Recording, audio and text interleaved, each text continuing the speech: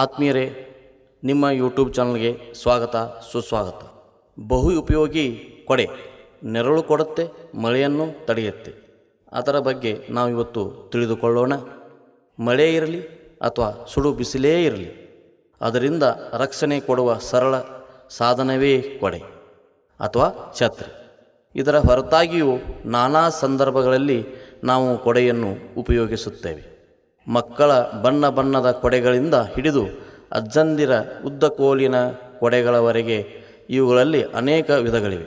ಬಹುತೇಕ ಕೊಡೆಗಳು ಹತ್ತಿ ಅಥವಾ ನೈಲಾನ್ನಿಂದ ತಯಾರಿಸಿದ ಬಟ್ಟೆಯನ್ನು ಹೊದಿಕೆಯಾಗಿ ಹೊಂದಿರುತ್ತವೆ.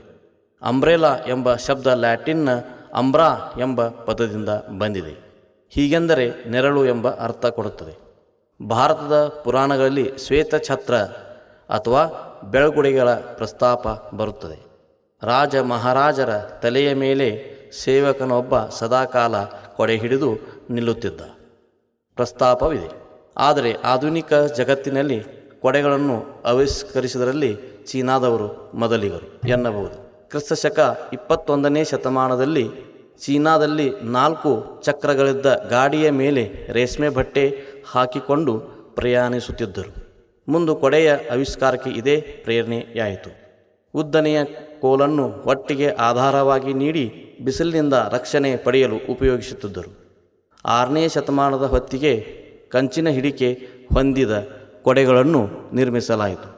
ಇವುಗಳನ್ನು ಅನುಕೂಲಕ್ಕೆ ತಕ್ಕಂತೆ ಉದ್ದ ಗೆಡ್ಡ ಮಾಡಬಹುದಿತ್ತು. ಇವುಗಳ ಮೇಲಿನ ಹೊದಿಕೆ ರೇಷ್ಮೆ ಅಥವಾ ಕಾಗದವಾಗಿರುತ್ತಿತ್ತು. ಚೀನಾ ದೇಶದಿಂದ ಕೊಡೆಗಳು ಬೇರೆ ದೇಶಗಳಿಗೂ ಹೋಗಿರಬಹುದು ಎನ್ನಲಾಗುತ್ತದೆ. 6ನೇ ಶತಮಾನದ ಸುಮಾರಿಗೆ ಇಂಗ್ಲೆಂಡ್ನಲ್ಲಿ ಶ್ರೀಮಂತ ಮನೆತನದವರು ವಾಯು ಸೇವನೆಗೆ ಹೊರಟಾಗ ಅವರ ಸೇವಕರು ಕೊಡೆ ಹಿಡಿದುಕೊಂಡು ಅವರ ಹಿಂದೆ ಹೋಗುತ್ತಿದ್ದರು. ಉದ್ದನೆಯ ಕೋಲನ್ನು ಹೊಂದಿದ ಇವುಗಳನ್ನು ಮಡಚಲು ಬರುತ್ತಿರಲಿಲ್ಲ. ಹೀಗೆ ಪ್ರತಿಯೊಂದು ದೇಶದಲ್ಲಿಯೂ ಅಗತ್ಯಕ್ಕೆ ತಕ್ಕಂತೆ ಕೊಡೆಗಳು ವಿವಿಧ ರೂಪ ತಾಳುತ್ತಿದ್ದವು. ಕೊಡೆಗಳ ಬಳಕೆ ಹೆಚ್ಚಾಗುತ್ತಿದ್ದಂತೆ ಇದನ್ನು ಇನ್ನೂ ಉತ್ತಮಪಡಿಸುವ ಕಾರ್ಯಗಳು ನಡೆದವು. ಚೀನಾದಲ್ಲಿ ತಯಾರಿಸುತ್ತಿದ್ದ ಕೊಡೆಗಳನ್ನು ಕಾಗದದಿಂದ ಮಾಡಲಾಗುತ್ತಿತ್ತು. ಹೀಗಾಗಿ ಇವು ಮಳೆಗೆ ರಕ್ಷಣೆ ನೀಡುತ್ತಿರಲಿಲ್ಲ. ಈ ಸಮಸ್ಯೆಯನ್ನು ನೀಗಿಸಲು ಕಾಗದದ ಕೊಡೆಯ ಮೇಲೆ ವಾರ್ನಿಷ್ ಅಥವಾ ಮೇಣವನ್ನು ಸವರಿ ಬಳಸುತ್ತಿದ್ದರು. ರೇಷ್ಮೆ ಬಟ್ಟೆಗಳಿಂದ ಮಾಡಿದ ಕೊಡೆಗಳು ಚೀನಾದಲ್ಲಿ ಜನಪ್ರಿಯವಾಗಿದ್ದವು. ಅದೇ ಸಮಯದಲ್ಲಿ ಇಂಗ್ಲೆಂಡ್ನಲ್ಲಿ ಮರದ ಚೌಕಟ್ಟುಗಳನ್ನು ಹಾಕಿದ ಕೊಡೆಗಳನ್ನು ತಯಾರಿಸಲಾಯಿತು. ಇವು ಬಹಳ ದುಬಾರಿಯಾಗಿದ್ದವು. ಜೊತೆಗೆ ಮಳೆ ಬಂದು ಒದ್ದೆಯಾದರೆ ಇವುಗಳನ್ನು ಮಡಿಸಲು ಆಗುತ್ತಿರಲಿಲ್ಲ.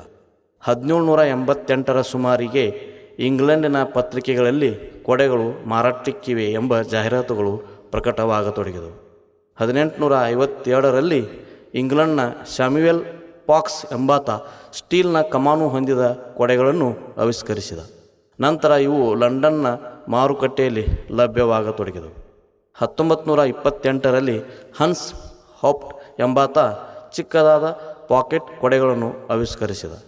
1969ರಲ್ಲಿ ಬ್ರಾಡ್ಫೋರ್ಡ್ ಫಿಲಿಪ್ಸ್ ಎಂಬ ಅಮೆರಿಕದ ಉದ್ಯಮಿ ಮಡಸುವ ಕೊಡೆಗಳನ್ನು ತಯಾರಿಸಿ ಅದಕ್ಕೆ ಪೇಟೆಂಟ್ ಸಹ ಪಡೆದುಕೊಂಡ. ಆದರೆ ಮಡಸುವ ಕೊಡೆಗಳನ್ನು ಆವಿಷ್ಕರಿಸಿದ ಶ್ರೇಯಸ್ಸು ಚೀನಾ ದೇಶಕ್ಕೆ ಸಲ್ಲುತ್ತದೆ.